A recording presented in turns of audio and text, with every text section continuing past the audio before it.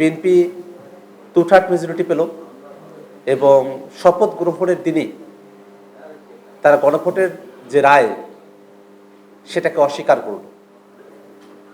গণভোটের রায়ের ফলাফল হিসেবে সংবিধান সংস্কার পরিষদ গঠন করা অবশ্য পালনীয় একটা কর্তব্য ছিল।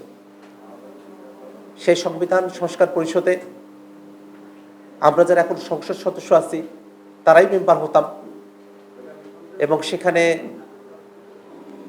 সংবিধানের সাথে সম্পর্কিত বিষয়গুলো নিয়ে আলাপ আলোচনা হতো এবং যেভাবে গণভোটের রায় এসেছে, অর্থাৎ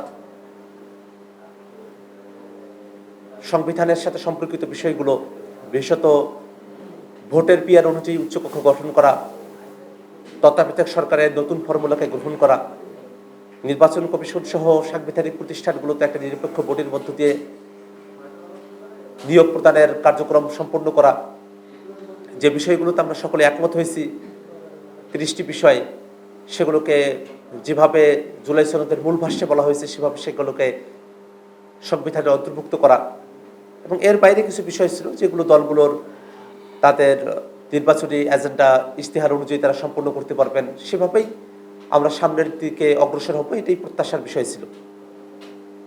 কিন্তু সেটা সম্ভবপর হলো না, বরং নানাভাবে এই গণভোটের রায়কে সংবিধান সংস্কার পরিষদ বা জুলাই সনদ বাস্তবায়ন যে আদেশ সেটাকে সরকার দলের তরফ থেকে কখনো বা প্রতারণা, অন্তহীন প্রতারণার দলিল বলা হলো, কখনো বা এটাকে অসাংবিধানিক আইনগত কর্তৃত্ব বহির্ভূত হিসেবে সেটাকে পরিচিত করানোর একটা প্রবণতা আমরা সরকার দলের তরফ থেকে দেখতে পেলাম।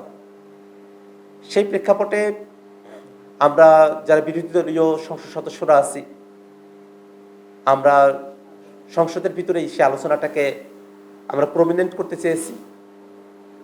আমরা মুলতবি প্রস্তাব নিয়ে এসেছিলাম এই সংবিধান সংস্কার পরিষদ গঠনের বিষয় নিয়ে, সে বিষয়টা নিয়ে আলাপ আলোচনা হয়েছে।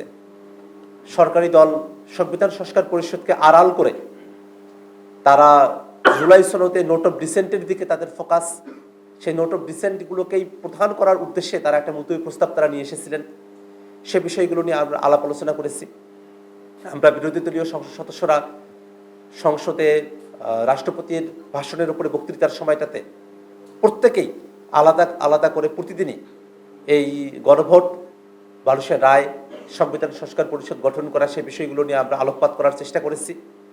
কিন্তু আমরা দেখেছি যে সরকার দল তারা বরাবরই মতোই গণভোটের রায় অনুযায়ী সংবিধান সংস্কার পরিষদ তারা গঠন করতে চান না।